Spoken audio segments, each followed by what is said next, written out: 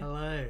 Hello. I'm Charlie. I'm Danielle. And we're doing the wins. Again. We'll Can't stop. keep going until tomorrow. And then that's the last time we'll do it. Because Tomorrow. then after that, it's E2.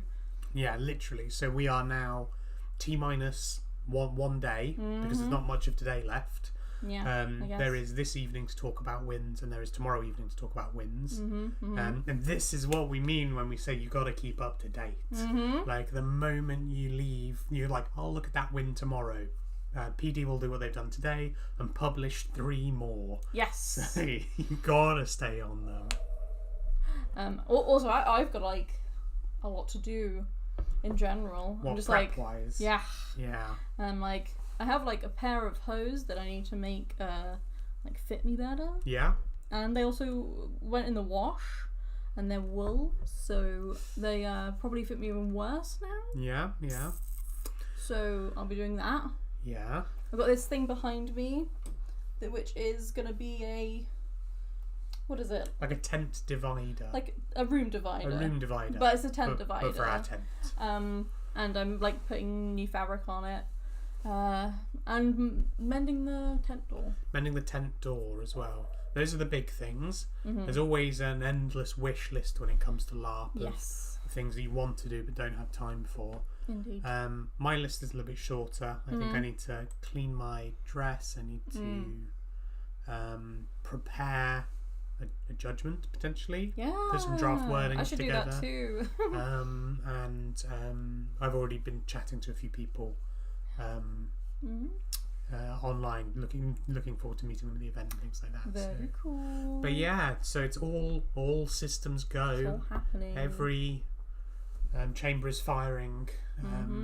Perhaps even a third metaphor to indicate how close we are. Maybe even a third. But we don't have the time for that. But we don't have the time for a third metaphor because we have 3 winds of fortune to get into that we've not covered yet because they were released today. Yeah, one that came out within the past like hour or so, I think, as well. Yeah, we were both reading them and then it popped up. Yeah. We've done the reverse of what we did yesterday, so you've gone front to back and I've gone back to front. Yes. So we've managed to cover everything between us. Yeah. Which means I've read in depth. I already know you. Which is like, this wind is being like, there is so much Marcher stuff, including the stuff about Breggers Land, but this is all the Marcher stuff that isn't about Breggers Land. Yeah. Marchers just have a lot going on. Okay. Because they've got the Breggers Land stuff. They've got the Good Walder stuff. I mean, everyone's got that, but it's a Marcher thing. And they've also got their own list of mini quests. Things. Yeah, side quests. There's a whole bunch of land. There's gonna be stuff happening, and they got new orcs. They got all of this stuff going on. So they've got things they're dealing with, lots of things coming out. I believe the technical term is that it is popping off. It is popping off in the Marchers. So which means there are more accents. There are more nice yellow boxes. I'm sure there are going to be plenty of Marcher proverbs as well. Yes. So do you want to lead? Yes. I want to say this name like Artur. Artur. I think it's Artur. Artur. Artur. I'll say Artur. Artur. Artur grumbled to himself as he stepped out of into the fresh spring air. Spring, sure, theoretically. You could hardly tell given the thin drizzle and the grey skies that lay low above the morn today. Sure, they'd put it off long enough. It didn't look like the weather was going to clear anytime soon, and it was hardly wise to let all that lumber out rot, so they'd have to make do with what they had. Hello there, Artur. Hello, Colin. He waved to his neighbour. A good enough soul. Sure, his farm seemed oddly prosperous. Given the only thing Colin actually seemed to do with it was stand at the walls marked its boundaries and have a deafening, long-range conversations with people. He turned around and let an awkward silence pass as he busied himself with his pack. He needed to get a move on. He was long due to meet the rest of the gang at Mill Pond within the hour. Before he could stop himself, he glanced around to check whether his neighbour was still there. He was, looking expectant. Out and about? Archer called over. Yep. Same as yourself, Colin noted. Good, good. Another pause. Colin seemed to have something on his mind. You could practically hear the grinding of the mill wheels in there, slowly rumbling into position. I hear you're a beater now, Arthur. What? Arthur whipped around, and the poorly secured shovel falling from the unfastened loopholes. It's good that we got about 100 new beaters in the area. I've been wondering who was going to maintain the canal after the construction work was done. Who said I'm a beater? Everyone's saying it. We're all saying it down at the Hog. It's the way you keep referring to the stewards' meeting at Ward's Crossing. No, I don't think we are. He fumbled his words. He had a growing sense of uncertainty. Not panic, precisely, just the feelings things were running away from him. I joined myself, Colin rambled on. Only the farm takes up most of my day. Night, I just like a cup of tea. Won't be able to dedicate myself to a full-time old beaten. Good for you, Arthur, a new voice chimed in. The bewildered orc looked around. There in the thin mist on the other side of his tiny cottage was Camry, his other neighbour. She'd had a massive hen under each arm, though her footing was uncertain in the mud, and she'd slipped a few times as she approached. The two birds' heads remained fixed precisely in place, their bodies adapting and maintaining perfect steadiness, fixing Arthur with gleaming eyes of proud stupidity. True Marcher chickens, those. Good for you, Arthur. Good someone had the sense to call an apple at last. Going around fixing paths and beating bounds and keeping the whole place from collapse. Well done, Arthur. Good for you. Good for you. I'd like to... She approached a particularly tricky spot in the path where Colin had laid down chips in order to give his oxen more purchase. The human farmer watched with interest as she stepped onto what she thought was dry land and instantly sunk into knee-deep, spluttering, staggering as she tried not to fall and yet still dance out of the water. Fixing paths is not just the paths he's been beating, it's the canal, Colin contributed. I'm not a beater, he tried to explain. He knew what a beater was, obviously, but that wasn't what they were doing, and he and the others were just taking care of things. I don't care what you're fixing so long as we call it an apple. Camary was never one to let go of an idea. Look, we're not beaters, we're not armed for a start. We don't take up weapons, you know that. Beaters have weapons, alright, so we can't be beaters. He tried to explain, increasingly agitated, giving an exasperated gesture at his two desperately stubborn human neighbours as he set off. Good to see young folk keeping traditions alive, said Colin before nodding his head at Camry and heading back to his own cottage, leaving the other farmer to extract herself from the mud puddles in which she was mired. The chickens watched him go. A nice little reference to E1 there and the terrible flooded woodchip path. Yes. And cool to be like, oh, I'm doing a Marcher accent for an orc, and then I'm like, but the Marcher is an orc, so a Marcher is a Marcher and an apple is an apple. Yeah, exactly. So this is covering a whole bunch of things, as I mentioned before. So first of all, we've got peerless kinship, which is something that the High Guard came up with. Yeah. And I don't know if it's like in each season or something like that, they will extend peerless kinship towards a nation who they feel is like, I guess, like worthy of their aid or whatnot, and basically they're like, if you would like to like call upon our aid, we will help you out. This feels very much like we are gracing you with our peerless kinship. Yes, and it's not always welcome, and it's a rather new thing. Very much feels like that. But yes, so it's there. Don't know whether it is welcome. I'll read the well, you can, if you want to, you can read. I'll do the highborn. Yeah. Highborn. What was it? And a judgment. The mandate. The marchers stand proud and ready to look at raising a fifth army, to welcome new marchers into the fold and to reclaim the fens of Breaker's Land from rebellion and sedition. We reach out in loyalty through our peerless kinship, as Asenath marched to Breaker's Land to support our marcher cousins. So, in a sense, I think what you're saying, peerless kinship to the High Guard has its own kind of definition where they're like, we bestow upon you the blessings of our friendship. Yeah, for a limited amount of time. For a limited amount of time. Please use it now. But for the High Guard, it is still probably a very big thing for them to do. You know, they're kind of saying like, you're the next best thing to the High Guard. Yeah. And the High Guard are pretty good. So yeah, pretty much. So I can imagine it has that kind of vibe. But it seems very self-aware for the High Guard to be like, if you want, you know? Yeah, it seems very self-aware for the High Guard to be like, well, I'm not going to impose on you if it would be too much. Yeah, I have a feeling, on 3 previous occasions, the Varushkans, Brass Coast, and Imperial Orcs made it clear where their help would be best directed. But yeah, it's not always going to be welcome, but it's there. Yeah. Whether they do anything with it, interesting. We'll So see. yeah, I'm just looking at it. So there's real enthusiasm to offer peerless kinship to the marchers. It's the last of the nation's opportunities to do so. Oh. So I wonder whether they had 4 seasons worth of this kind of like offering. Yeah. Varushkan, Brass Coast, Imperial Orc marchers. Makes sense. And it is at this point that they then did that. It says with the Varushkans, the Brass Coast, and the Imperial Orcs, they said, "Fantastic, as our peerless kin, do this," and they did. Seems like there's less direction.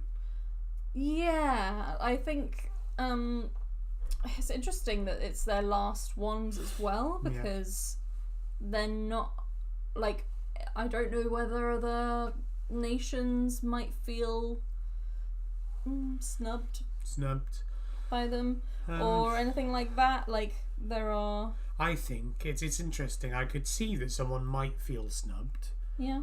But I could also see this as enough of a sticking your oar in kind of thing that you might also see yourself of having dodged a sword, as it were, and not been put upon quite so much. But if someone's really offering their help enthusiastically and you're like, I'm good, thanks. But that doesn't seem to be what people have done. It seems to be taken relatively graciously as best one can by everyone. The offer was made to, so it seems like the Marcher Assembly can raise a mandate in a traditional rather than a synod sense and just tell them what to do. Cool. So that is like a little thing. The High Guard have volunteered their support to the marchers. Yeah. Tell them what to do, and if you don't tell them what to do, they won't do anything because they don't want to put upon them. Fair enough. Okay. So then, next thing. Totally different. A massive cursed block of rune-carved stone has been dredged up from the Westmere. Oh. So what's happened is the Westmere, big body of water, has been dredged, and they've taken all sorts of stuff out of it. Some of it being like some even just like resources and things like that. Okay. But in general, it's been, clearing out rubbish. It's been good for it, but they have come across a huge block of cursed stone. Cursed rune stone. Yes. It's like a big block. Very big. Like if anyone has lost a large rune carved stone, it's been found. It was in this body of water. Yes. For some reason, a monolith. So I'm getting the idea that it's like bigger, definitely bigger than a man. Like, I was picturing it as probably as tall as the Sentinel Gate or something like that. You know, like a big obelisk. I think it took 2 weeks or something for them to extract it from the water after it was found. So it's a pretty big. Big fella. Pretty cursed. Pretty cursed. So yeah, indeed. They've dredged a huge cursed stone from a lake or something. Yes, and it's marked with winter mark runes. There is Mary Reader, who I believe is one of these like NPC researchers people can appeal to, because you can click through and read like many of her findings, I think. But they're tied up in a story of missing Marcher Smiths. Missing. Yes. And so it's kind of like confirming this old story. Right. says it's the so someone Hester of the Starlings says it's the most cursed object she's ever come across. Goodness. A thing dripping with doom as well as lake mud. Okay. And it's not just a curse on the stone, it's like completely woven into this rock. It is the very fibre from its of its very being. creation. It is more cursed than rock. It is truly. more cursed than rock. So the idea is that there is a cursed rock that's been dredged up. Yes. It is a product of a fable long since past. It is a thing that people have thought to exist for ages, and they finally found it. Yep.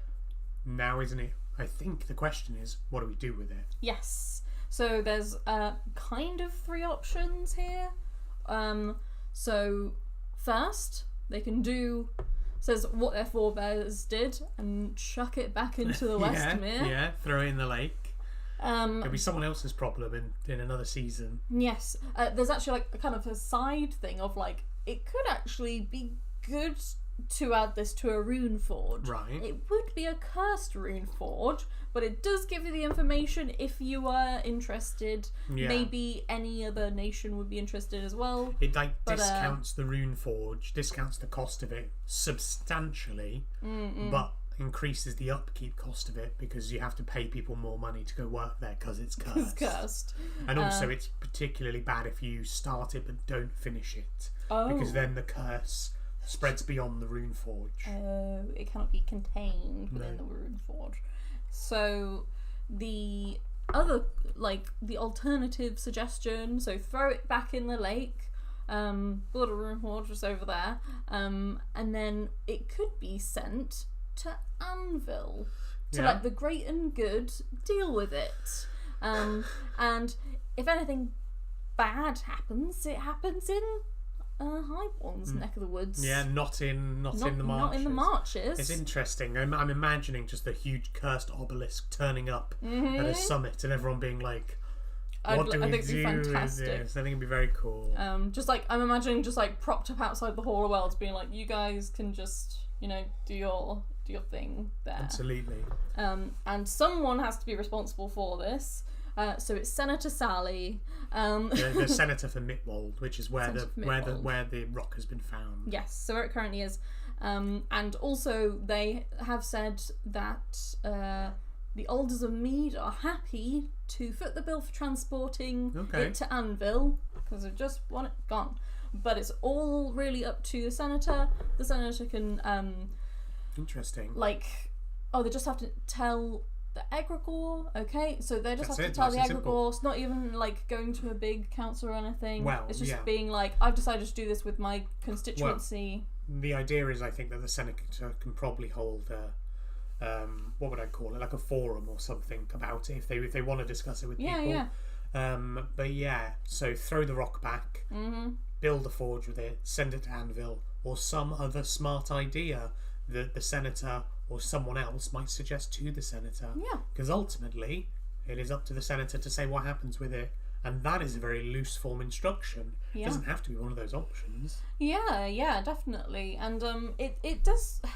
It brings this up, and I kind of want to look into this. Yeah.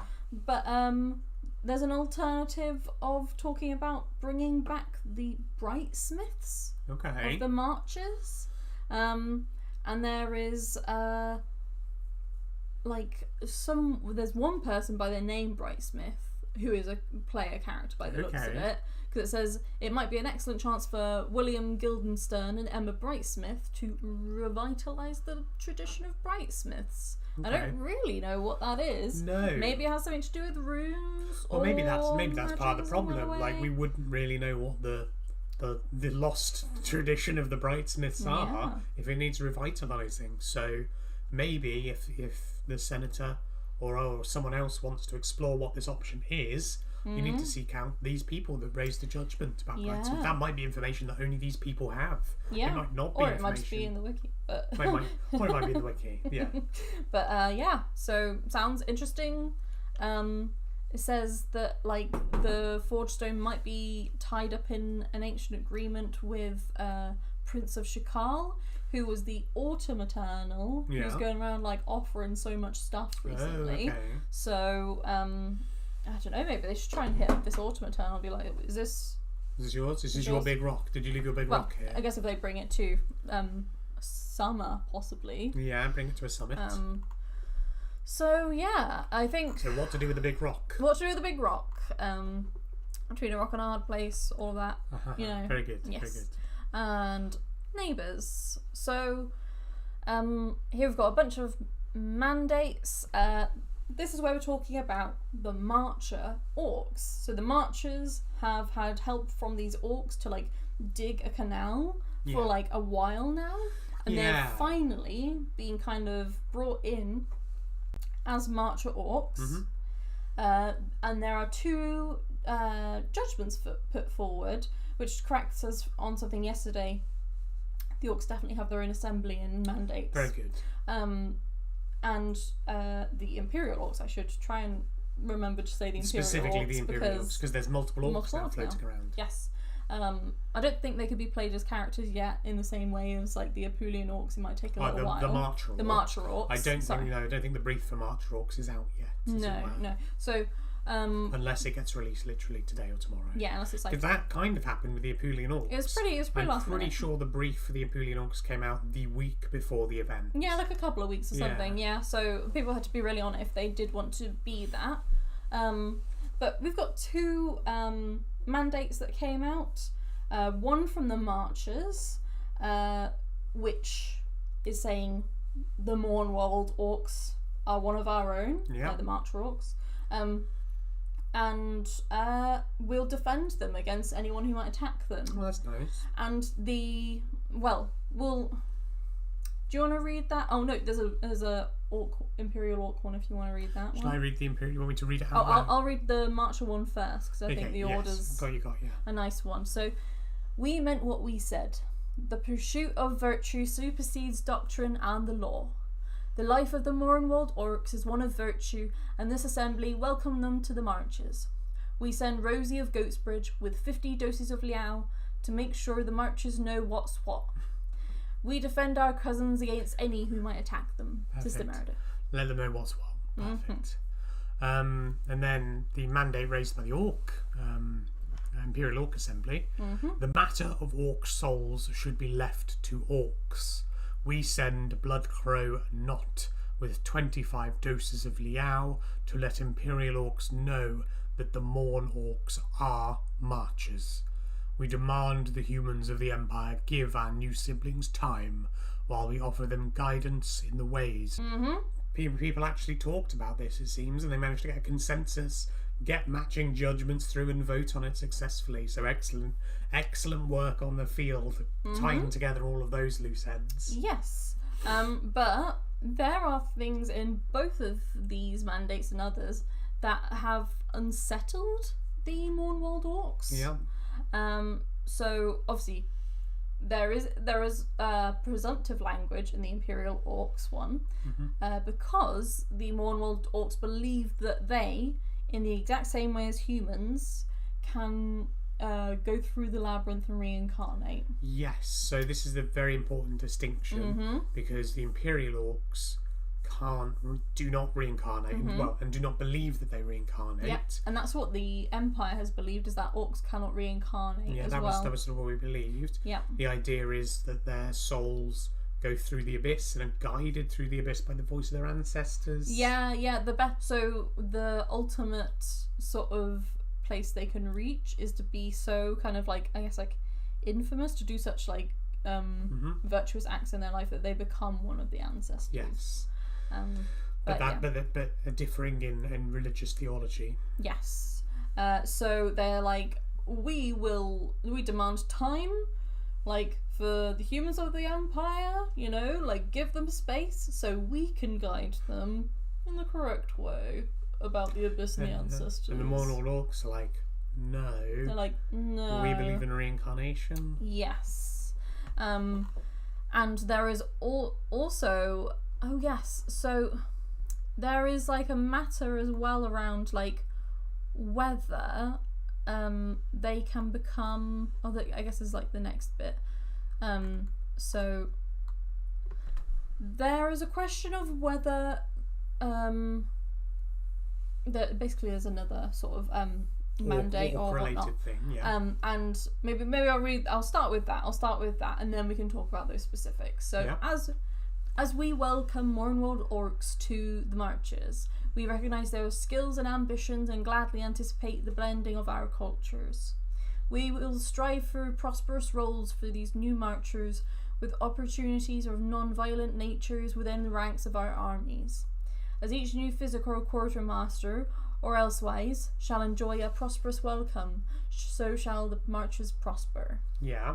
And so I learned a bit about the marches culture here. Yeah. It seems like you have to serve what's the thing called where you have to serve a couple of years in the army. Oh, like conscription. Yeah, basically. So basically have conscription where it seems like most people will end up fighting. Yeah.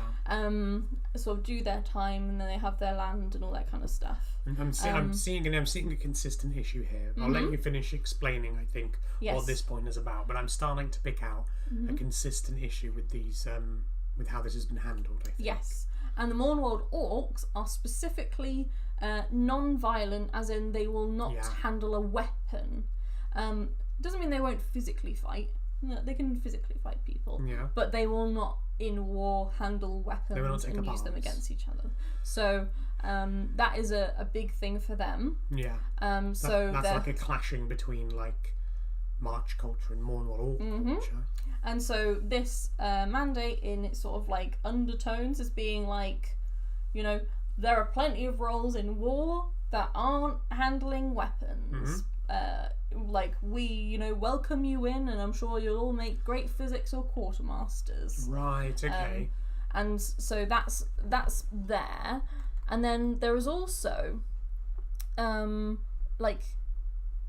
sort of a role that there's some almost thought leader type of these Mornworld orcs, and while they're not to be confused with it's Godi, which is from the Druge, because I think they might have been Druge. Oh yeah, they were Druge. Well, they were Druge slaves. Yeah. The Mornworld orcs were Druge slaves before the Druge were driven out. And they're while it shouldn't be confused with this culture, they are akin to priests in a way. Yeah. And there is a question here of whether there would be a place for them as priests, whether there'd be a place for them in the synod or whatnot, and all these kinds of things. So there's lots of question marks, basically. Yeah. Okay. I want to talk about the consistent issue here. Yep. This is because this is an issue that we don't have a solution to in real life. So it is quite a lot of fun actually to see people struggle with the complexity of it. In it's kind of so I can just look at it in game. Yes. Then the idea is that the cultures aren't necessarily competing. The Mornworld orcs and the Marchers are merging. Now the Marchers are might view themselves as perhaps the dominant socio-economic class here. They are the people who are in control of a lot of the areas. They're the people who broke the chains on the Mornworld orcs and pushed them out. They are, to be frank, they are players, and Mornworld orcs are not players yet. They're NPCs, and that can cause a bit of a rift in terms of interacting with them. And what it means is that when it comes to integrating culture, there is a built-in presumption that the dominant socioeconomic class will not bend, and it will be for the Mornworld orcs to find their place amongst them, which is fundamentally incorrect because it devalues the people that you're supposed to be merging with, where to the point where it begs the question, well, why are you asking them to join you? Yeah. Is it because if you ask someone to kind of join your nation, okay, and this, not a thing that often happens in real life, but someone is joining your nation and sharing in your cultures, the idea should really be that you value those people and you value the cultures so much that your culture can only be uplifted by the merging of the two. Otherwise, it's colonization. Otherwise, it's saying, we know we've conquered that. we're pretty much right about everything. Yeah. You guys have been slaves for a long while, so we don't blame you for not being as caught up on the sitch as we are.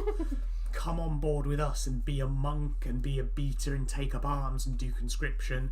And that's just not how it works. That's how you just steamroll culture out of people. Yeah. And it feels like that has been the fairly consistent theme throughout these messages of acceptance. Because we've had statements from the marchers saying, come and join us. This is how you come and join us. We've had statements from the Imperial Orcs saying, yes, please join them. We'll see you after class to talk about the ancestors. And I'm just like, so you kind of already know what the Mournwald Orcs worship, what their rough system of worship is, and their rough values are in terms of weapons. Has there been any discussion about that? Did you actually think what it would be like to integrate those sorts of people into your nation in a way that didn't completely crush them out of existence? If a bunch of marchers, existing marchers, chose to never pick up arms again, would that be fine? Because if not, that is exactly what's happening right now to the people you've accepted into your nation. If a group of orcs refused to believe in the ancestors, would the Imperial Orcs be okay with that? And if not, then why are you supporting the incorporation of the Mournwald Orcs into the Empire? Because that's exactly what's happening. Your objective, I've ranted a little bit now about this. No, that's fine. But your objective can never and should never be to crush their culture out of them and make them fit into the mould you have already made for yourselves that you're comfortable with. You should be merging the culture because you want to celebrate it, and you should be learning more about them and meeting them in the middle. I think that's a really interesting point, and like the fact that now I guess we can look at these like mandates from another point of view, in that they're statements of power ultimately. The Mournwald Orcs do not have the same access to creating these mandates even, and that is like a huge sign. They're like, do we need to allow them to do the mandates in the same way that we do, you know, rather than taking it as like they are part of our culture now, and if these people want to integrate with this part of the culture, they can. Take it back to the original bit of roleplay, because this is sort of what that bit of roleplay that you read out is about. You have a Mournwald Orc in the centre. All they're doing is fixing things and upkeeping a farm. That's kind of their way of life, and they've got two human marchers on either side telling them what they are as a result. They're a beater because they've repaired things, but the Mournwald Orcs are like, I can't be a beater because I don't take weapons, and they're like, well, you're a beater, culturally you're a beater, that's how it works. It doesn't feel like the Mournwald Orc has ever actually empowered at any step of that. They have gone out and done things to maintain the community to great positive effect and have been celebrated for that directly, but have then been have had their identity assumed away from them, you know, and said that there's something else entirely. I want to know what the Mournwald Orc, you know, I want to know what the Mournwald Orcs want the integration with the Marchers to look like. Because I feel like they know what they are, but perhaps they also haven't actually considered what it might not be like to be steamrolled by a dominant socioeconomic class. And there's even, looking here as well, like, we've got, the doctrines of faith say, you know, like our doctrines in the Empire are at odds with what the Mournwald Orcs believe. So they are like technically like heretics, you know, and under what we are now, and I guess that's a symptom of being in like a theocracy in that way. So it is really about like, if they, you know, like want to join with what we, you know, if almost like the people want to welcome other people in and help them, without maybe understanding fully what it is to live in our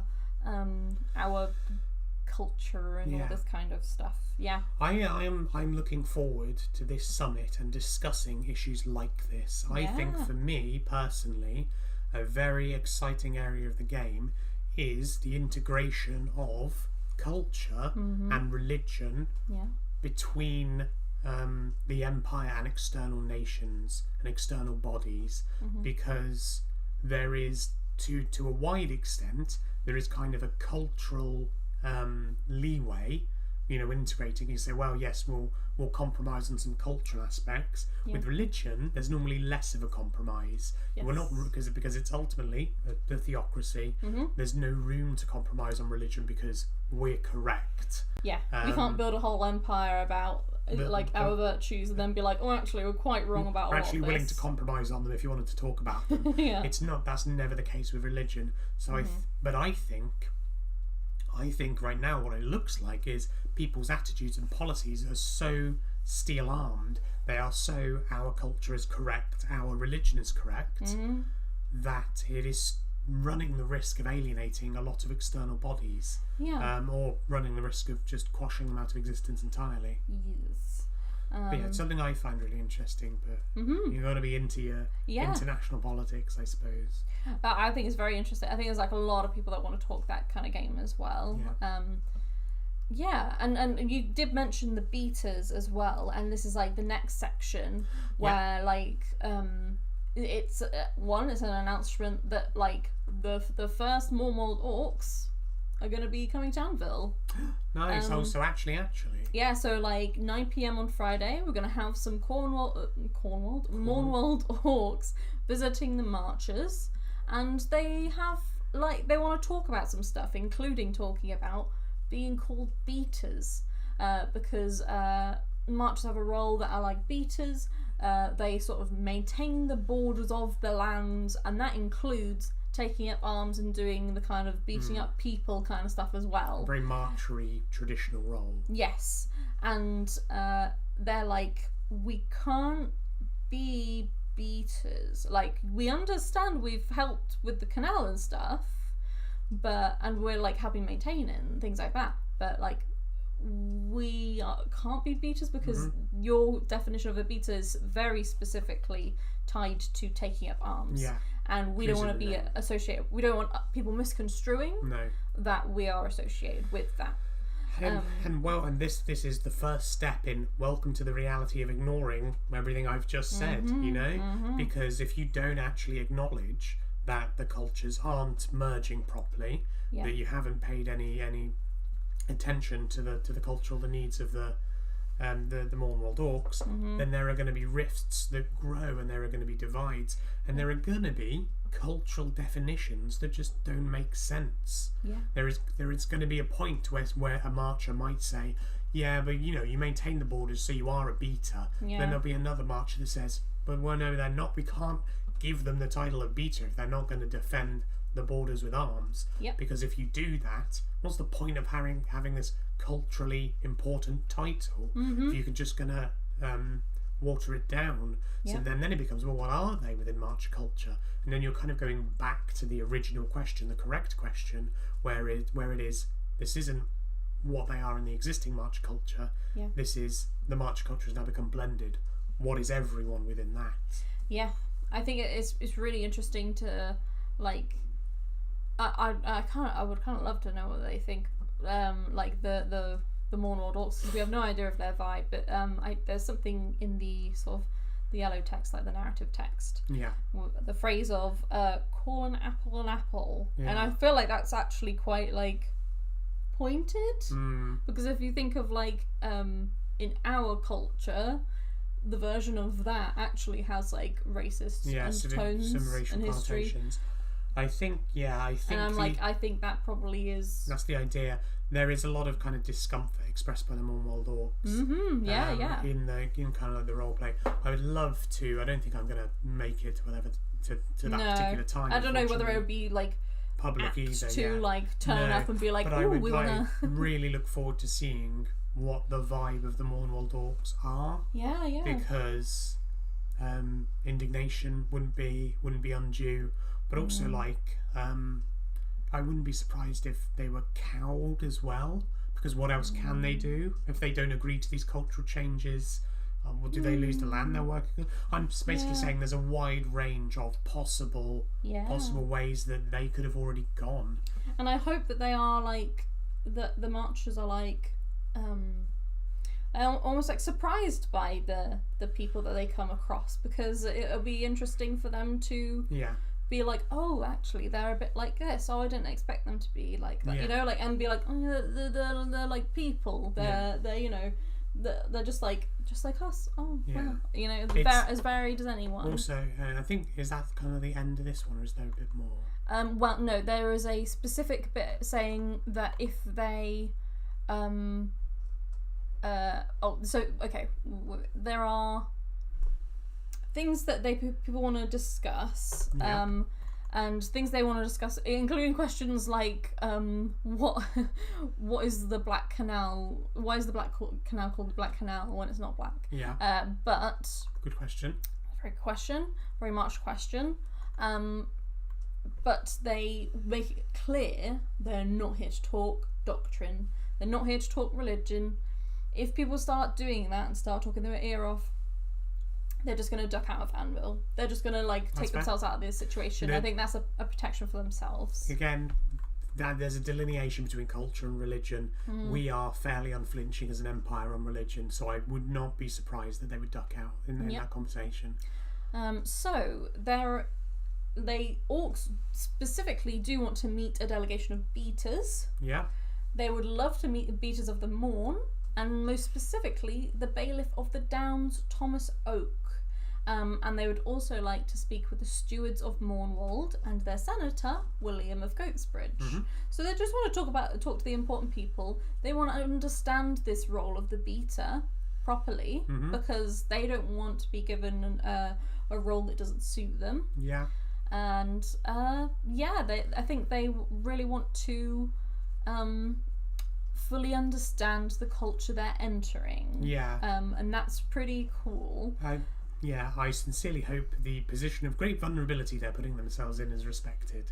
Yes. Because this is the equivalent again of your neighbours being slightly racist towards you, and you being like, I want to understand where that comes from. You know, that is a incredibly progressive stance for the Mornwald Orcs to take. Yeah. Probably because it might not be progressive for them, but it's progressive. Might not be progressive for them to us. Yeah, progressive to us. So it might just be as a result of what are their options, really. Yeah, they've got strong boundaries, you know. But I think this is a very clever bit of role play that's arisen in the marches. Just because I'm you know, on the tip of my tongue, I want to say good luck explaining these subtleties to a marcher. Yeah. Because there are some nuances, some subtleties that I feel like might get lost in marcher culture, where it's like, but we want to just be straightforward. And I don't think this is very straightforward. Yeah. And I think any attempts to be straightforward is arguably wrong. It's a very nuanced situation. So I think it's a very interesting bit of roleplay to dig back into the marchers and challenge where they are, you know, in their kind of attitudes. Their like comfort level. Yeah, their comfort level. It's comfortable to be straightforward. It's comfortable to call an apple an apple. Yeah. It doesn't mean you're right. It doesn't mean an apple is an apple always. You know? No. And yeah, so there's some interesting roleplay potential here. Very interesting. And I think it could be interesting for like most marchers to get involved with, really, but obviously they'll have limited time to talk to people. Yeah. There is a reminder that they are heretics according to imperial religion. They will not discuss it. They will leave early if it's discussed. So I suppose on the flip side, if you want them to go, just talk about religion. That's really interesting. I've become incensed, and I didn't even realise. So. Yeah. Now we're kind of onto something slightly different, where we're talking about the armies of the marches. So someone has so the Strong Reeds, which is a marcher army, became bound to Bregasland. That was a very specific move, and it is like made this army very strong. And this is something that this is something that any of the generals of the armies can do. So the marches have like a daily kind of get together thing, daily muster. There we go. Okay.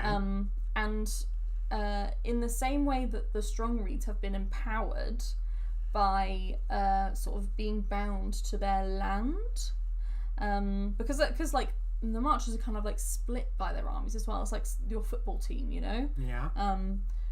But if each of the generals were to sort of swear an oath to their land, right, before like everyone in the marches in their daily muster right, at Anvil, it would strengthen their armies. Okay. It also provides somewhat of a restriction. Would you like to read this? What am I looking at? It's a like a mandate from Rosie of Ghostbridge. We'll do a Marcher accent. Exactly. We, the Marcher Assembly, propose that the Tusks should be thought of as the Mornwald Army. We believe acceptance of such an identity would bolster the pride, loyalty and morale of the army, the Mornwald, and the nation as a whole. Firstly, consider that the other Marcher armies have their roots in specific Marcher territories. However, the Tusks are not currently tied to any such tradition. Whilst the Tusks did not, indeed could not, have been founded out of the Mornwald due to its status of occupation, this army was raised for the express purpose of liberating the Mornwald, and its foundational campaign was waged for this ambition. Nedry, the first general of the Tusks, went to the Wicker Man in atonement for the bloody liberation of the Mornwald. With his courageous sacrifice, he showed the inextricable bond between the Tusks and the Mornwald and the commitment to make amends. The Tusks have demonstrated a flexible nature, and the Mornwald itself is in flux, with many opportunities and challenges on the horizon.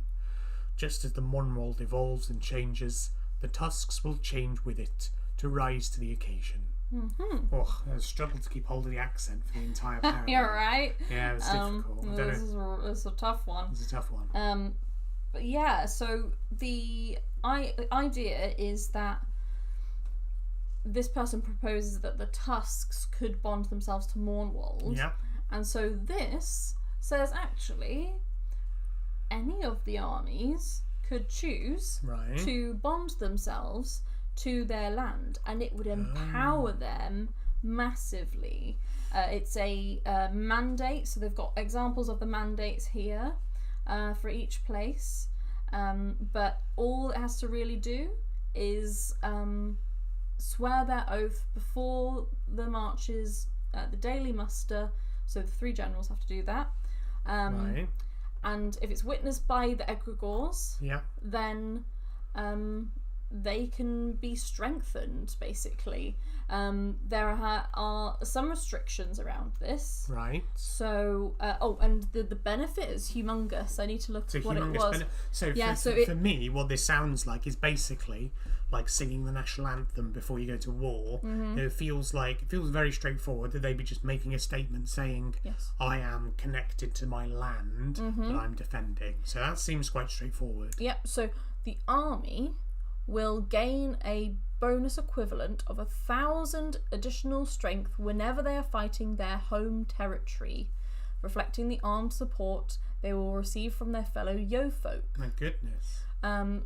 It won't matter when nor who the general is. It won't matter if the army are defending, attacking to drive an invader out. It won't matter who they are attacking or defending against. Marcher Yo-folk, human and orc, will support them in their struggle. So you make an oath to bind yourself to the land, and then the land will start fighting with you. Basically. And there are some restrictions because basically I'll read this out because I don't want to get this all. So, as with the oath sworn by the general of the strong reeds, there is a risk to such things. If a territory is attacked and the armies are not present at the start of the very next season to lead the counter-attack or defence, then the oath will have been broken. If this happens, it would sever the trust between the army and the land. At the absolute minimum, the benefit of the additional support would be permanently lost, and it would likely have other impacts depending on the army and the territory involved. The army would not be welcome to billet in Upwold or Mitwold, for example. Marchers have long memories. So they would be an oath breaker and they would lose the faith of their land that they've sworn their oath to. Which to me suggests that even if these armies move outside of their home territories, they should never be so far that they can never return home to defend it. It would just be terrible, if they abandoned them. So it really does tie them to the land in that way. And there is there is a fifth army, which is the Tusks. Yeah, I think so. And they were like, surely we need a fifth territory for our fifth army. Why not? So there might be a sort of motivation there to get another territory. I've briefly had a look at the side note as well concerning the lictors. Yes. So I think the idea is that if you are making an oath, if you are swearing, making an agreement, something like that, you can have the agreement witnessed by the lictors, which is an eternal. And if you break the agreement, the lictors will come for you, which is not good. Yes. And someone has proposed a couple of times that the lictors should witness these oaths. And people have basically said that's a terrible idea. Yes. Because you should never have the lictors witness an oath, witness a promise that can be broken by bad luck. Yeah. Because there is no clemency, there is no ifs, ands, or buts. Yeah. They will just come for you. It's like swearing on the river Styx, basically. Yeah. And it's like, do you really want to swear this thing on the river Styx? We know you want to make it look important, but maybe we just keep it to a sort of this sort of planar level. You know, it will be bad luck enough if something crops up and you get attacked at home. Yeah. But if that happens, you have also doubled down. You know, you're not gaining anything by doing this swearing from the lictors, really. No. But you've doubled down and you will be killed for it. Yes. So loads of stuff going on in the marches. Loads. Yeah. Anything where there is a cultural integration between the Empire and orcs, other international bodies, anything like that. I'm just so excited by it. Kind of fascinating, yeah. I really like it because it just really helps. It shines a light on the Empire. It shines a very harsh light on the Empire and shows us for what we really are, which is kind of what the next wind's about. It's very imperialist, etc., etc. But yes. So the next wind is about the Barrens, which is this is a very dense wind. The consequences of our actions. Ooh, shining a harsh light of the Empire, I see. So yes, it's called Little Mercy, and shall we just start by reading this? Do you want to jump into that? Yeah. Right. So just to be clear, you want us to build a trading post for you to use. Bulligan was intrigued by the offer from the scarred orc. Aye, that's right. I won't be able to send my folks here, and I know they're going to be able to trade what I send them with. No use being sent and coming back with them there. Coming back with them is there. The orc took a long drag from their pipe and continued. Basically, as I see it, everyone wins. You get a bunch of useful herbs, we get some really good quality lye as well. Maybe if the trade goes well, we can expand it and each get stuff we can't get elsewhere. There was something about that last point that made the young apothecary pause, but they couldn't quite place it. So why do you need this to be able to go to this envoy? Why not just go to the senator of the consul if you're having problems? The scarred orc smiled in a way that was reminiscent of a knife. Well, I don't want to have to annoy the consul or the senator just because some traveller decided to try and cheat me. No, much better for the person that benefits from this excellent trade to be the one that has to deal when people overstepped their position. Yeah.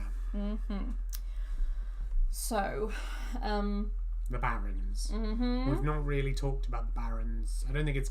Wait, it might have come up in one other wind so far. So, I think this was suggested after the very first winds. Yeah. After the speech of Vesna. Yeah. Which is wild to think... I don't know, it feels like so far away. Yeah. We had the Vesna, and Vesna referred to multiple different places like Brega's Land that were kind of in open rebellion. Tense. Well, no, tense. They're not in open rebellion. No, they weren't. You're right. Yeah. So they're kind of tense areas right now. I was thinking of ununited. Spiral that was in open rebellion. That was Yes. But yes. So Urizen was referred to, and also the Barrens, but we haven't had the text on the Barrens yet. And this is that. So it's kind of heavy, kind of dense. Both of us don't really know. No, I think there's such a long history with the Barrens. And I think that's the problem, because when we went into it, it references a lot of the history. Yeah. And this really does feel like when we read a Wind at the moment, and then we think back to how that's linked to the Wind last event. Yeah. We're like, oh, that makes sense. And this just feels like it's linked to Winds going back years. Just so many. And I think it is. I think it is. My understanding is and the Winds of War as well. And the Winds of War, yeah. very, very, very importantly, which we don't read. My understanding is that the Barrens are a very culturally important place, or in some way important place, to the Dawn. I to think the Dornish. It's a large piece of land that could have some good resources in it. Okay, I hope it's more than that, but I suppose it doesn't need to be more than that. I suppose it could even be less than that, but yes, the Barrens is important to Dawn. They have campaigned for a significant period of time to be able to capture it. They have captured it. Yes, with a lot of bloodshed. Yeah. Even here in the obviously they don't have to be completely unbiased, these Winds, but they literally says, after the recent bloodletting, an awful silence descends upon the Barrens. The Raven fortify their minds in readiness for the final assault, but it never comes. The great forest orcs pull back into their forest, fearful of upsetting their powerful neighbour. The Karass strut confidently across the lands they claim, but if they hanker to settle more feuds, they show no signs of it. Perhaps they sense the brutal destruction of the Vendari has not won them any friends. Yeah, so I got the impression that those are the kind of the three big things that are happening in this Wind. Yeah. There is one, that there is still armies, bad armies as it were, armies that we would contest against, we would go to war against, that are still in the Barrens. I get the impression there are still people in the Barrens that we could come into conflict with.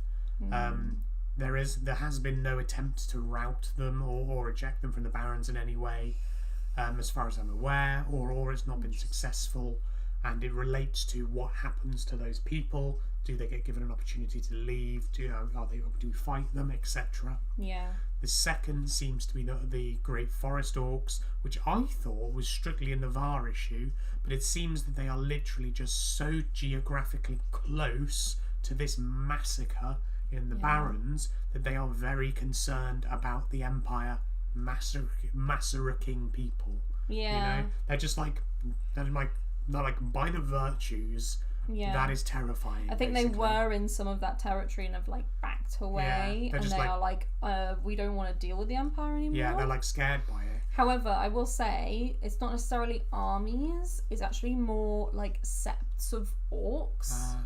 The Vendari. So there is the army that is the Iron Helms, which is a Varushkan army. And while I don't know huge amounts about the Barrens' Wars and things like that, what I've gathered is that the Iron Helms is a particularly vicious Varushkan army. Towards the end of this war, in winning the Barrens, Dawn said, make sure that the Vendari are deal with their leaders basically. Yeah. They go through and just obliterate completely, absolutely kill so many of them that they're basically all gone. So this is a really interesting kind of other side to the coin as well, because the idea is that the Dawn have this goal for ages, conquer this territory, and they do so as kind of a crushing victory.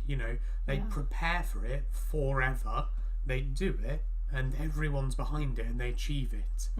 But the net result of that is you kind of like flattened. It's a massacre. Yeah. And it's almost like you've brought a knife to a fist fight, and suddenly you start looking like the bad guy. You might be the bad guy as well. You start looking like the bad guy. Are we the bad guys? You might be, just because you were so absolutely brutal. Yeah. So and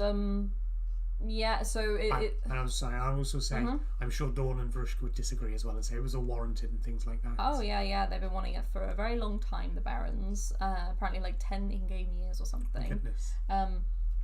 So the army of the Black Wind seems to be the one that is like still in the Barrens and basically trying to figure out what's happening.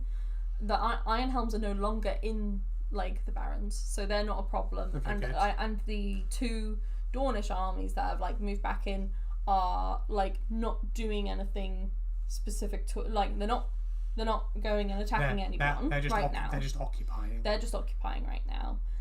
So there's a weird state where there's multiple septs and this Black Wind army, and they're kind of expecting to be killed or whatever. Like there's a lot of fear in the air. And it seems that like the Black Wind either have the choice of going, I think it's to go back to the Druge and basically be maybe slaves, or like basically not a good fate awaits them. There's the Ravin, which is a sept in the Barrens, and they are sort of pleading with members of the Black Wind to join them and to sort of seek safety and stay in the Barrens, which is wild to think that the Barrens is like a potential place of safety after what's happened. So it's a choice, because they've lived, this group of people have lived in the Barrens their whole lives. This is where their families are, this is where their home is, and the choice is retreat to the Druge, follow the Druge out, and live wherever they're living and leave home behind, or stay at home and be ruled by the Empire. And it is a decision because they don't know which one's worse. Both seem pretty brutal. And right now it looks like the Druge are the less brutal of the two. So, which is absolutely wild. And somewhat telling. Here's a mandate from the Orc Assembly. In the plight of the Ravin, we see echoes of the rebellion. The septs of the Barons sought peace with the Empire, but meant nothing but broken promises and bloody steel. If we are to truly be liberators, we must first have the courage to accept our failings. The Imperial Orcs recognise the hand of the Empire in the death of Ravin.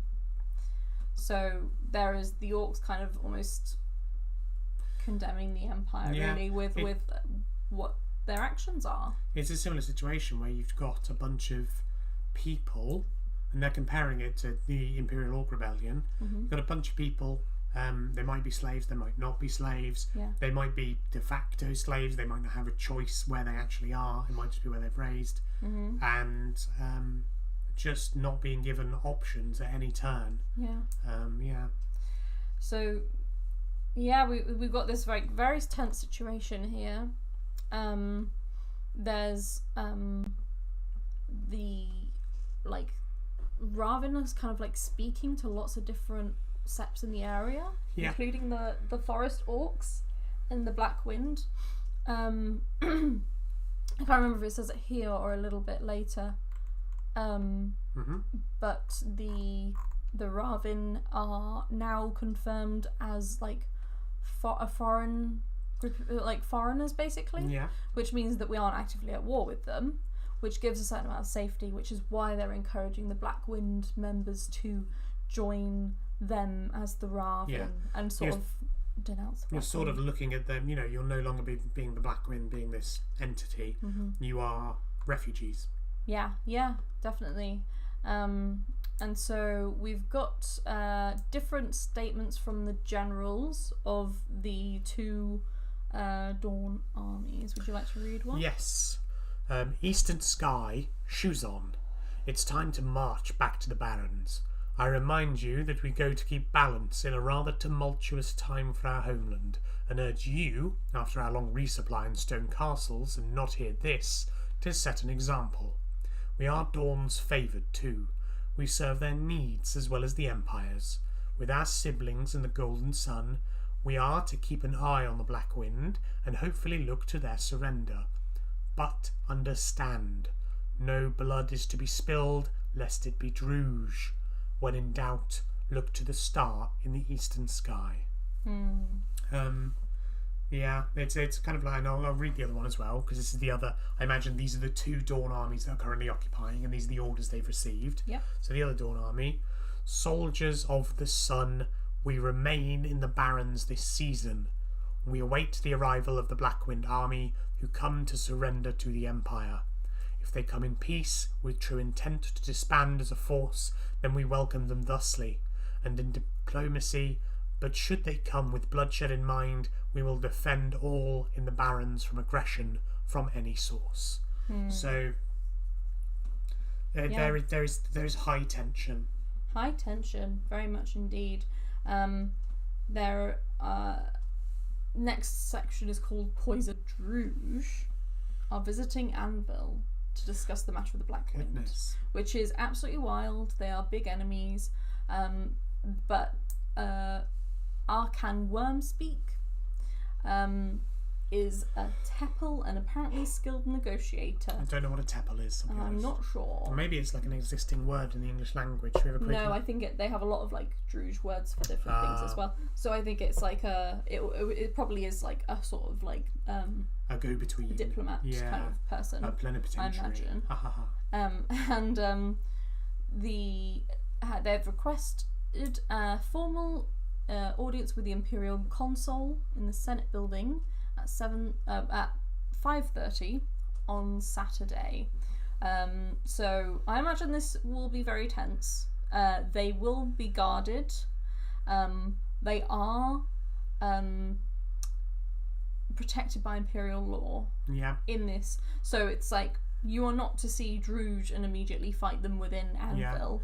Yeah. They are coming here to speak. Yeah. In a peaceful way, if not on fully peaceful terms. Yeah. It says that they're willing to be escorted.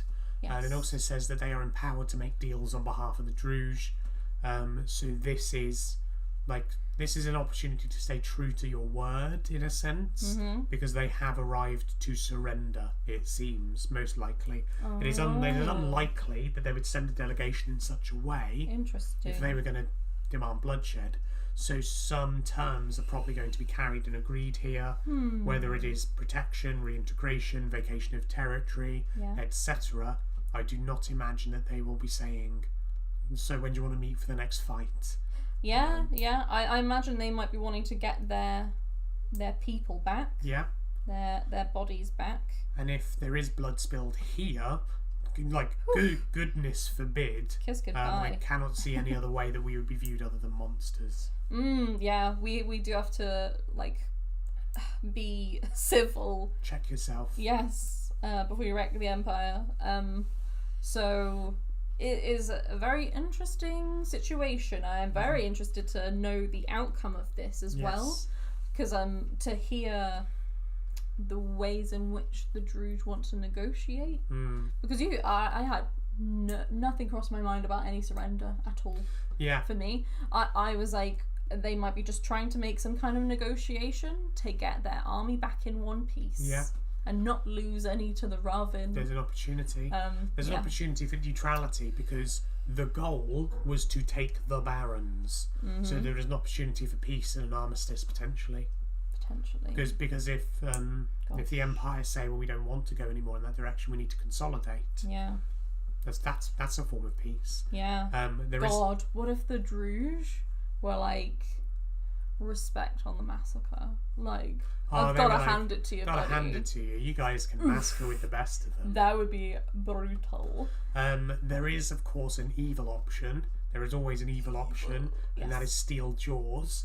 The Blackwind army is still technically an army. They are preparing to evacuate, which means that you can ambush them if you want. Yes. There is a bunch of people preparing to evacuate their families from a conquered territory, Yes. and you can still attack them. Yes, and they would suffer 20% more casualties from any Imperial assault. They would inflict 20% less casualties when defending. So it would be easy fight. Yeah, the idea, and then there's a kind of a caveat: if the Empire wins, but the army is still alive at the end of it, they end up fleeing the Barrens effectively. So the idea is that if you wanted to kill them all, carry on the massacre, carry on down that slip and slide of blood all the way to the end of the Barrens, then you can. That is an option. If that is the future you want to build, then water the ground with blood and see what grows. It would be very interesting to see how people respond after the Druge come and say what they need to say. I want to hear what they've got to say. Yeah, Definitely. And we have the next section, Forged Hope. Yes. A representative of the Raven who visited last session secretly. Oh, okay. Will be returning. So they secretly met the Imperial Orcs to discuss the reality of the Sept and where it stands in the Barrens, and asked for help. That explains so much. That explains why the Imperial Orcs released and unanimously voted for a statement that supported these orcs and drew similarities between their struggle and the Imperial Orcs' original struggle for rebellion. Because they've got a refugee here saying, how do we find independence from this massacre? Part of me is like, oh, the Raven are very clever, and I'm like, maybe the Raven are very desperate. Yeah. And like they needed to find someone who could be on their side. That can also be clever as well, you know. Yeah, they can be both. So the mandate is from the courage of the Raven who came to Anvil under threat of their lives. We drew the inspiration to take a step forwards to becoming liberators. You asked us to trust you and to give a tiny part of the Empire. We have done so.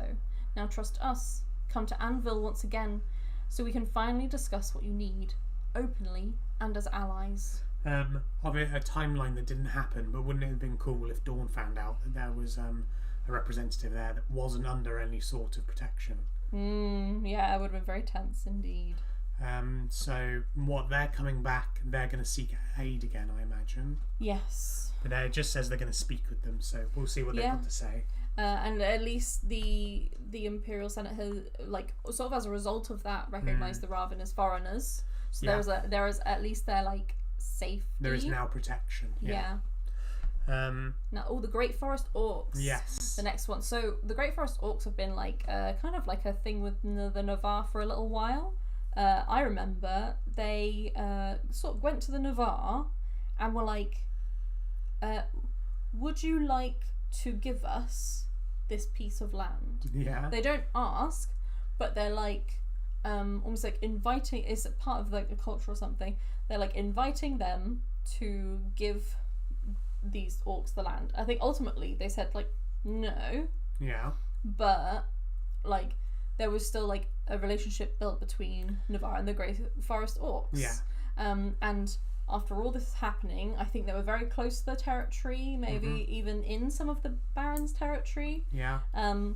Like they are now very fearful of the Empire, and they had a treaty with the Empire that protected them, and there was a group called the Montanians, who were humans that were kind of like part of the Great Forest Orcs, or sort of very close with, and they were massacred basically in the fight in the Barrens. So this like treaty with the Empire that protected them didn't include the Montanians. Yeah. It included the Briars that the Forest Orcs considered to be part of their sept, but not the Montanians, and they were all like, you know, like they can't call upon that, treaty because it didn't cover them. But it's still like a terrifying loss, I guess. Yeah, and I think it then raises the notion that, even if they did have the treaty, what's the outcome of it if it's broken? Because they're a very small collection of people comparably. You make it says if you make a treaty with a large, powerful nation like Axis or the Jotun, then there's going to be global consequences to breaking that treaty. Yeah. If there's a small group of people within the empire that aren't treated very well, people probably aren't going to find out about it. No. And that's very scary if you are those group of people, which is where the Great Forest Orcs come to the decision to withdraw. Yeah, basically, and they're now saying like the only like ally they feel they have now, their only hope is Navarre, and if the Navarre were to basically they're asking the Navarre to provide some oath in the way that Navarre do, where they have their tattoos, their oaths, and they're like, we would like if you could make an oath of protection towards us, because otherwise we have no idea how we can save ourselves from they won't have any allies. They're basically, I think the Great Forest Orcs and the Navarre have spent enough time together for the Great Forest Orcs to understand that oaths and tattoos are important to the Navarre. Very, very important. Half magic, culturally important. Yeah. So the only thing they would really accept is that as a guarantee of their safety. They don't want any more tricks or treaties. No, if they don't have that, nothing else is really dependable enough. No. And so they will withdraw completely and effectively be completely uncontactable. Yeah, yeah. I do just want to go back and just read this mandate from Corey Wayfarer from the Navarre Assembly. Yes. As Navarre, we pride ourselves on our hospitality. We aided the Great Forest Orcs and received their aid. To not continue to support those that have shown us friendship is shameful. Those that endanger our friends, the Great Forest Orcs, will face the fury of our nation.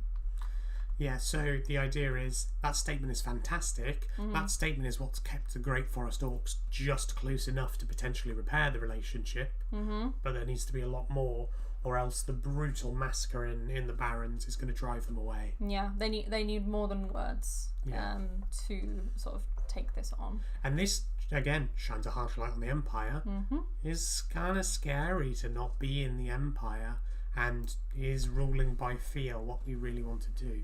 Yeah, because they're not even they're not even officially a part of the Empire, the Forest Orcs. They're like, we're kind of on your land, we don't want to cause any problems. We're not like wanting to take part in your like society. Yeah. But like this physical land is important.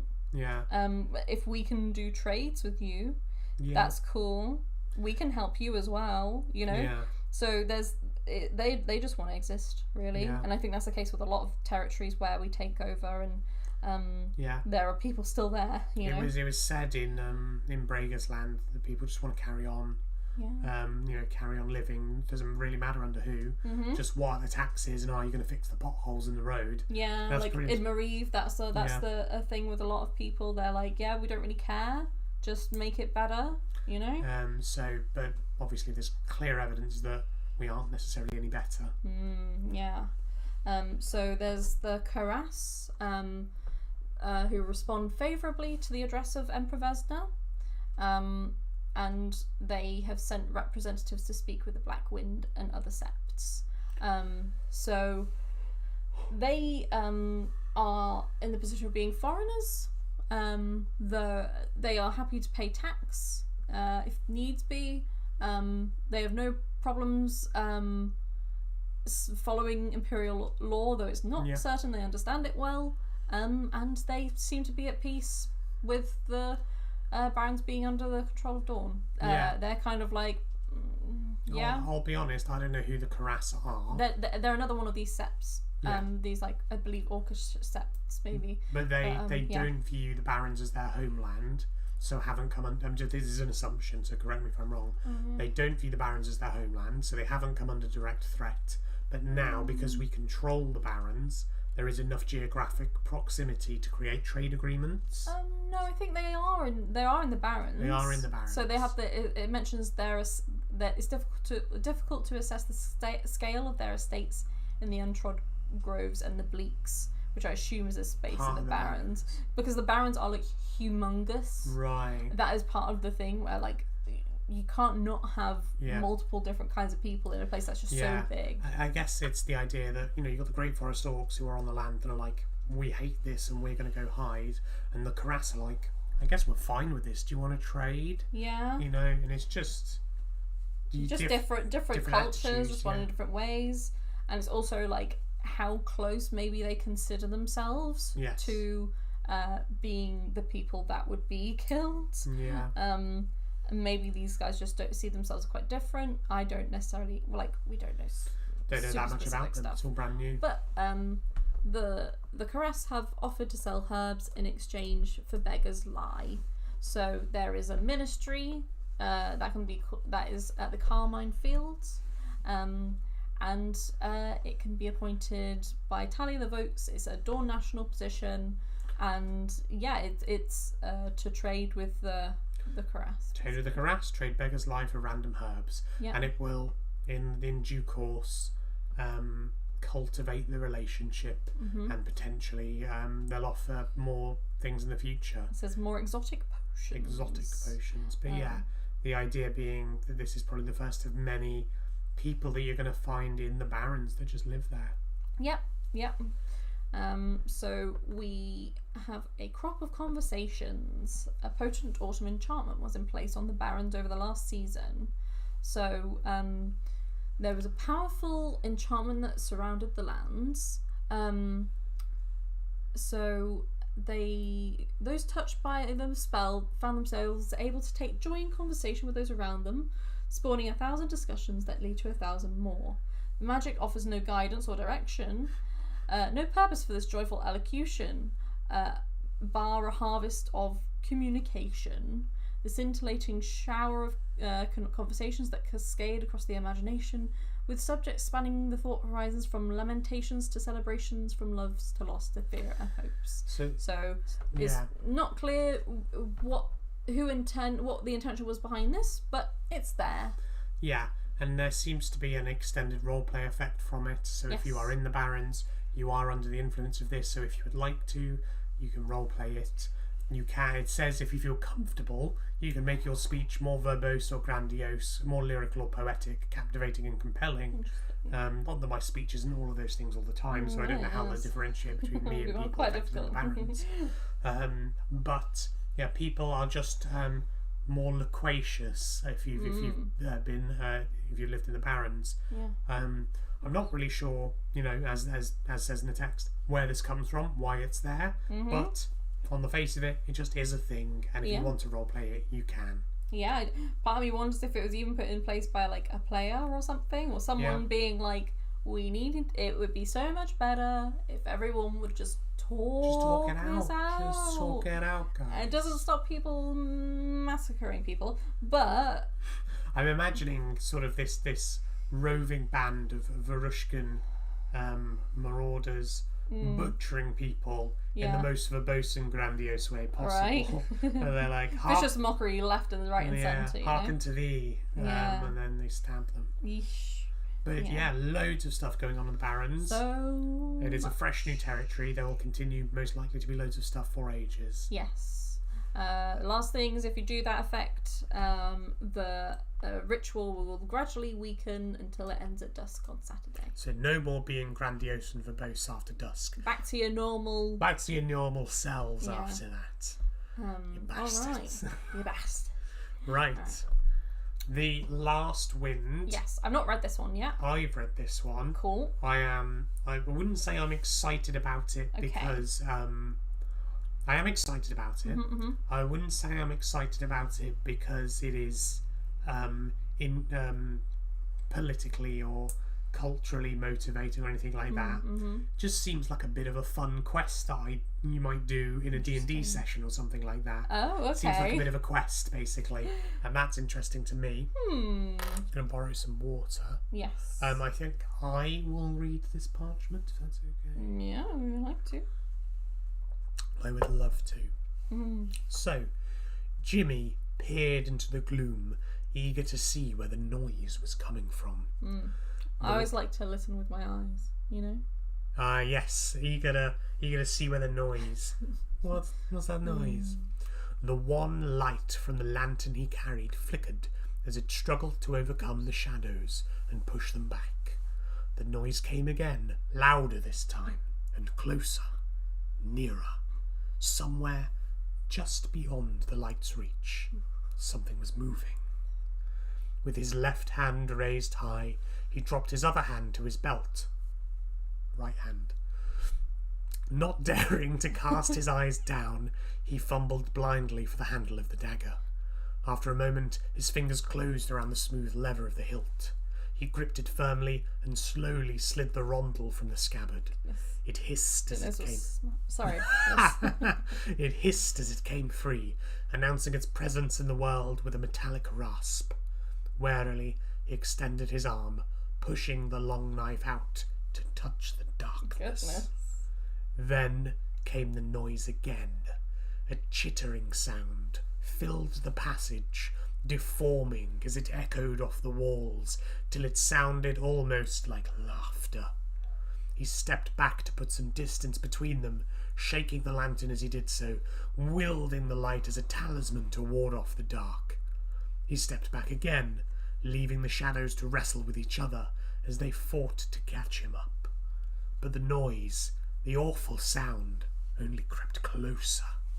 Then, for an awful second, a third snout emerged from the madcap shadows, jaws agape, revealing a circle of needles. Jimmy lashed out with his knife, and the creature ducked back before it lunged again. It was smaller than he feared, but faster than he could imagine, and its teeth scraped his hand as he snatched it back. "Over here!" a voice called in the gloom. It was Marco and the other Toshers. He glanced... What that is? I don't know what a Tosher is. I don't know what it is. He glanced back for a moment to make sure his shout carried, trying to keep his voice from sounding desperate, calling them for help. As soon as he looked again, the creature was gone. He was alone, with no sign of this thing, and nothing to show for it, except one nasty cut across 3 fingers of his right hand. Oh, interesting. So... There's a plague of rats in Temeshwar.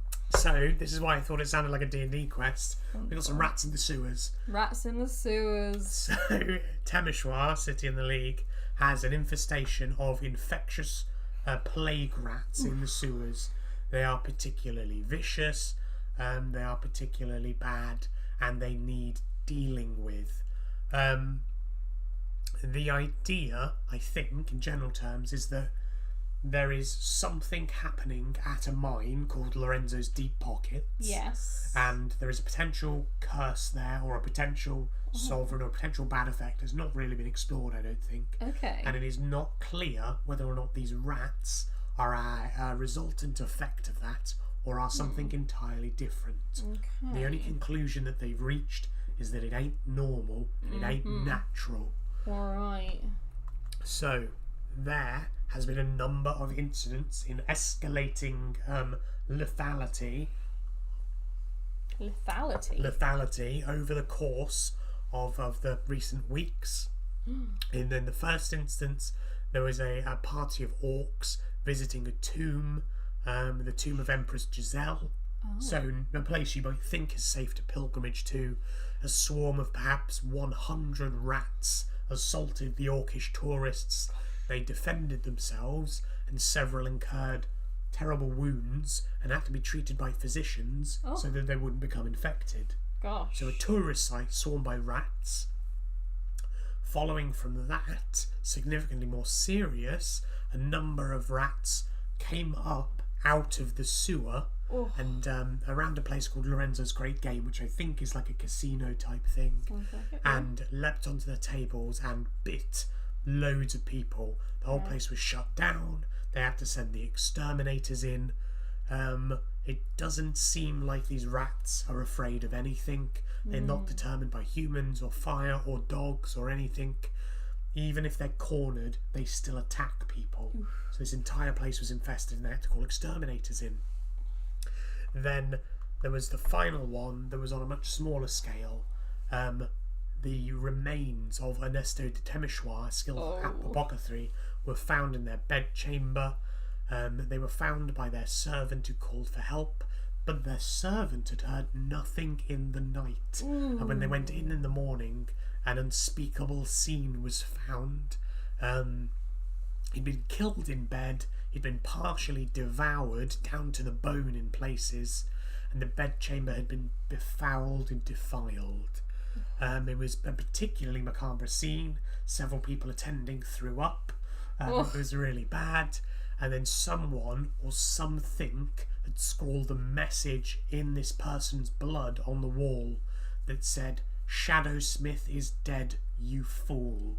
Ooh. So that's what's been happening. Yes. There are rats. It's pretty bad. There are rats. And then speculation, something darker, maybe afoot in Temeshoir. The idea is no one really knows what's causing it. Yeah. It might it says that a few stories are a creature killed by warriors known by the Voldany. So I'm just going to see what a Voldany is. Circle of magicians who present as sorcerers. Okay. So it could be something summoned by a group of evil sorcerers. There was a potential that it might be a sovereign inhabiting the sewers, like a great rat sovereign of some description. You might be able to commission the Department of Historical Research to find the thing out. It might be a curse. It might be related to a previous curse that happened about a tide of rats. It might be something to do with an Eternal who has somehow circumvented enmity so that they can curse the city. It could be a dozen things. No one knows. Everyone is speculating. So, participation. If you live in Temeshoir, you may have seen the rats and you're welcome to roleplay it. You may, I think, they're not providing traumatic wounds for players, but you may wish to fizz rep claw and bite marks. Interesting. So if you see some particularly bedraggled individuals from Temeshoir who look like they've been attacked by rats, ask them how the rat infestation is going. Yes. So, might have a good story. Who does this fall to solve? The person... Not my jurisdiction. Not my jurisdiction. Fortunately, if you are on this list, it is your problem to solve. There's even someone from Savos. So this is a list of every person who owns a business in Temeshoir. It actually includes one Wintermark as well, by coincidence. But this is everyone that owns a business in Temeshoir. They theoretically have a seat or influence on the Temeshoir Chamber of Commerce, and it falls to those people to solve this rat problem. Check the list. If your name is on there, you need to save your city from these rats. Going to be meeting on Saturday in the afternoon in the League Plaza, and they're going to vote on what to do about it. Really, they're going to be voting on a short-term solution because they don't know what's causing it. So but they need to vote in for like how to research and get to the bottom of it. Yeah, so that might be an extension of what they do. I would probably be a good idea if it was, but ultimately they are there to figure out the most urgent thing: what to do about it right now. So there are three really proposals for dealing with the problem. Yes. The first is that the business owners decide to go forward with the Temeshoir War Dogs, which sounds like a cool army. No, it is literally the War Dogs. It is a bunch of highly trained dogs that are incredibly prized and disciplined that will hunt down and kill the rats. And they can kill them? Do we know if they can? So the rats can be killed. People have killed them. That is fine. They're just not scared. So this is the sort of raising of the stakes. They can't be scared off. So think of it like this. The Yatoon invade. Yes. So we match the level of that threat, humanoids, with a humanoid army. Yes. When a rat army invades, we send a dog army in because that's the equivalent. That's the equivalent we've got. Yeah. So the option is to send in the dogs, basically. Send in the dogs. It is quite expensive. So if the Chamber of Commerce wants to do this, they need to pay 10 thrones to secure the services. Okay. And there's just a bit of admin. They need to pay it to this specific person, and then it'll be deducted from their inventory. Okay. It is somewhat disrupting as well, I think. Every business will produce 18 fewer rings over the coming season. Ooh. The business owner will be making that decision, though. Yes. That is not a substantial amount. That is less than a crown. Yeah, but doesn't that mean that any new player, no new player would necessarily want to join Temeshwar because they will get there's rats there. Precisely 0 rings. You receive something like 1 ring, 1 throne, 1 crown, 18 rings because it's a business. Oh. So they receive money for their resource. I've got you. So they receive 18 rings is less. like your average thing. But it is somewhat of a discouragement to live in Temeshwari. Yes. On account of the rats. So it disrupts things if they choose the war dog option. Yeah. You'll produce less income and you'll have to stump up 10 thrones to begin with. Which I will note, if you take this list and divide it by 10 thrones, because we know each person on this list will at least be receiving a throne in a bit. Yeah. They can probably cover the cost between them. Oh yeah. If no one else will. There are a few deep pockets there. Yeah, I'm sure more than just a few of them are receiving a significant income from somewhere. Yes. But so option 1, send in the dogs. Option 2, send in the rat poison. I believe the approach proposed by the Guild of the Green Flower is to essentially flood the sewers with poison and let the rats kill themselves. And they propose that they combine industrial quantities of rat poison with raw meat and cheese and throw it into the sewer. Goodness. Problem solved. Perfect.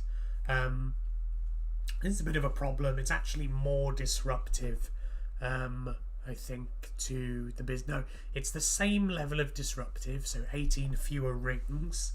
So it costs businesses the same because of the amount of disruption. Yes. It's actually profitable for herb garden owners in Temeshwari. Gosh, I can't imagine there are many. No, I can't imagine there are many, but they will receive 36 additional rings each because they are selling such an additional amount of herbs to make this poison, and potentially there is one random effect that is not revealed here that is implied because, and it says, poison doesn't care who eats it. Yeah. So it might just create another problem. It might just kill like a bunch of people or make its way into the water supply or something. Terrible. But a riskier option, you don't have to stump up the 10 thrones. Yeah. The last one, which is not technically an option, but it is an option, is to do nothing. So ride it out. Sometimes it says, and this is very much, I can see a lot of business owners saying this in the modern world, sometimes people need to deal with their own problems. Builds character. Right? Yeah, it says the response is pull themselves up by their bootstraps.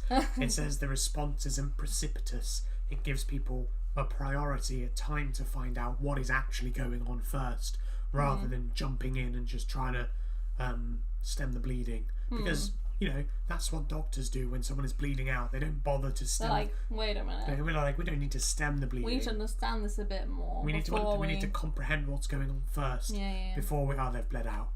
That is unfortunate.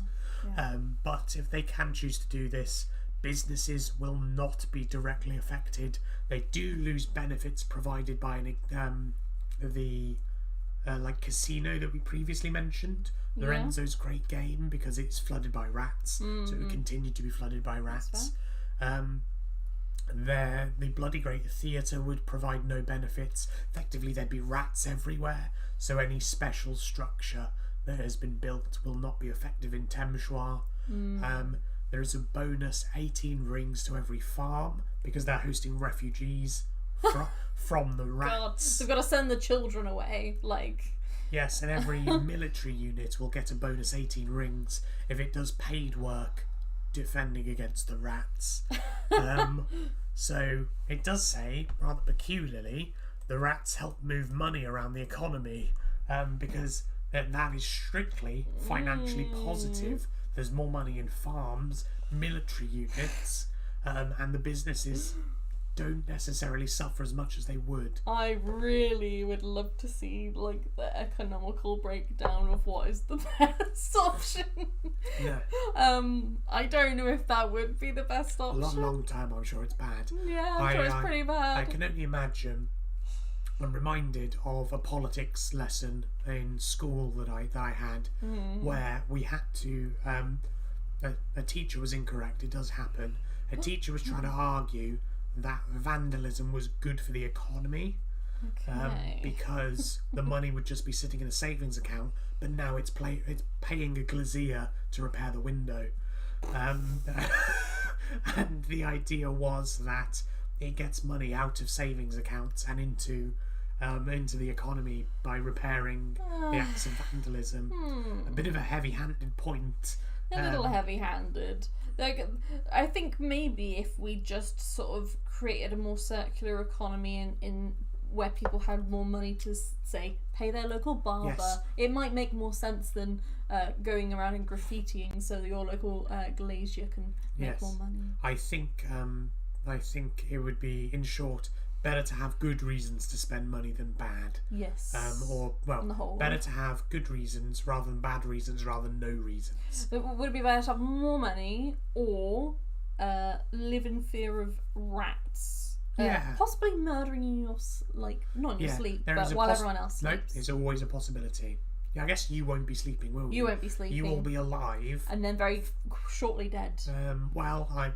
Maybe not shortly. I looked it up, and apparently being eaten by rats takes 15 to 20 minutes. Gosh. So you'll have 15 to 20 minutes of agony. That's terrifying. And then you'll that die. is out there as a figure. Oh, no, it was improvisation. It was a joke. This isn't on. It was purely for purposes of I took it seriously. No, that's okay. I didn't look up the time it takes a rat to eat a body. Yeah.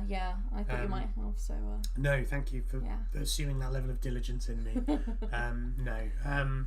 But we'll see what they go on and do. Yeah. There's a number of avenues of further investigation, which I think it's interesting that this is here, because we talked about what we can do up here.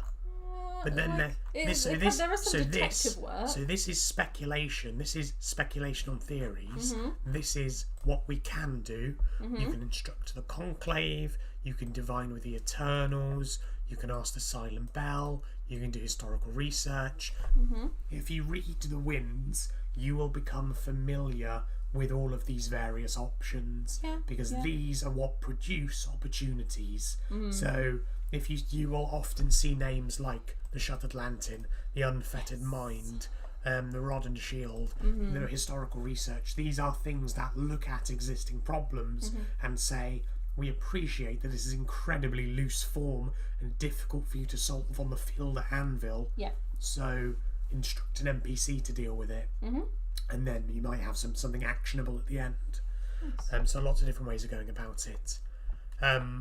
There is another military unit option, I think, which is Rat Hunt. And no, it's an adventure called Hunting Rats in Temeshwar. You get guaranteed 180 rings, which is one throne, one crown. One throne, one crown. Okay. They make it sound really good when it's 180 rings. Is that right? 2020. Yeah.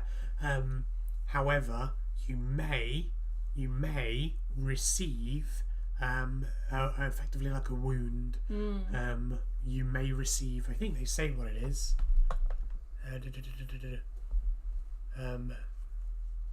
Yes, so you may receive a wound, you may receive a sickness that inflicts odd hallucinations and peculiar behaviour. Effectively, there is a significant gain to be made for anyone wanting to take Hunting Ratch in Temeshwar, but it might send you a bit mad if you get bit. Yes. And then, finally, linking it all back to Lorenzo's deep pockets, there is a problem in this mine. That has been a problem for a while, and there was a military unit a military unit option Yes. to explore the depths. It didn't go well. That everyone that has done that will receive a traumatic wound immediately. I think the idea is that everyone that went down has got sick, got ill. There is no reduction in output for the place, but it might get worse over time. Effectively, exploring things with your military unit isn't always bad, and in this particular, isn't always good. And in this particular instance, it's bad. It's brought back a sickness. Yeah. Potentially relating to the rats. Possibly not. We need to find out more. So, rats in Temeshwar. Do something about it. Figure out where it's come from. Yeah. Or don't. But as long as you don't get eaten over those 15 to 20 minutes it takes for a rat to consume a body, you should be fine. Well, how interesting. Yeah. What do you think about the rats in Temeshwar? I think it would make a good play. Maybe once it's resolved, though. I think a big question. it's a bit too soon right now. Might be a bit soon, but you never know. People are quick at making plays. No, actually, you want to make a play? I've got it for you. This is just the concept. You've got to write the play. I want my name on it. Yeah. The rats. It's called Rats in Temeshwar, and it is never clear throughout the play who the rats are. Is it the things in the sewers eating people, or is it the business owners? Like a metaphorical... Yes, a metaphorical rat. Is it the business owners leaving the people of Temeshwar to be eaten by the actual rats? Which ones are the true rats of Temeshwar? Wow, that sounds awfully lot like a Mama's play, which is a Marcher moral play. Yeah. Interesting. Write the play. I want to see it. Maybe I'll write that play. Maybe you should. I'll wait till it actually resolves, because it might be a bit soon if people are literally dying of it. Yeah, maybe.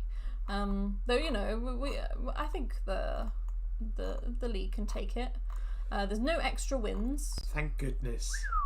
Though we might be back tomorrow evening at 9 p.m.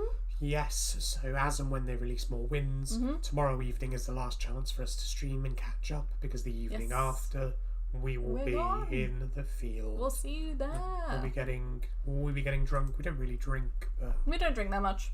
But we could enjoy a little mead or something. A little mead. We do have some mead from the last event. Maybe we can crack that open. Yes. But yeah. Yeah. It was good. Cool. All right, so we'll see you next time. It might be tomorrow, might be after the event. Yeah, I'm excited for this weekend. It's gonna happen. Lots of ideas. The winds have given me lots of ideas. That's what they're there for. It's very cool. That's what they're there for.